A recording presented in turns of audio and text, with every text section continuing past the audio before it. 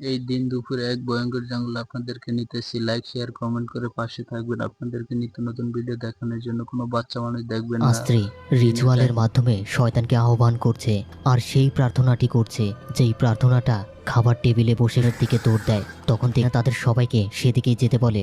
কথা মতো সবাই সেদিকেই রওনা হয়। এক পর্যায়ে তারা একটি দরজা খুঁজে পায়। তারা আর দেরি না করে সেই দরজা এস্টিমেট করে তারা একদিকে হাঁটতে শুরু করে। এরপর তারা দৌড়াতে দৌড়াতে এমন একটি জায়গায় এসে পৌঁছে। আগুন জ্বালানো, অর্থাৎ এখানেই মিসেস আস্ত্রী এটাকে সামনে থেকে সে ভ্যানিশ। মিসেস আস্ত্রী তাকে প্রত্যেকটা জিনের আলাদা আলাদা বৈশিষ্ট্য রয়েছে। তার মধ্যে এই বনস্পতির বৈশিষ্ট্য আরও বেশি ভয়ানক। পচং রূপে ফিরে আসে, তারপর সেই কাল রূপে ফিরে আসে লাশগুলোকে চিড়ে খাওয়ার জন্য হয়েছে।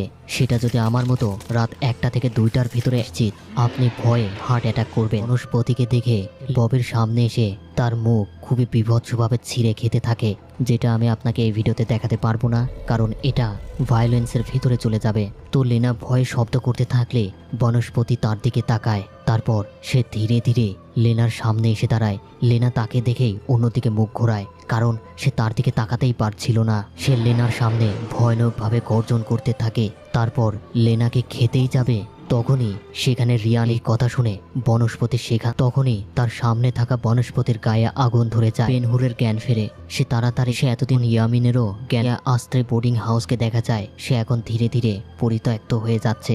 তো এই ছিল আজকের মতো।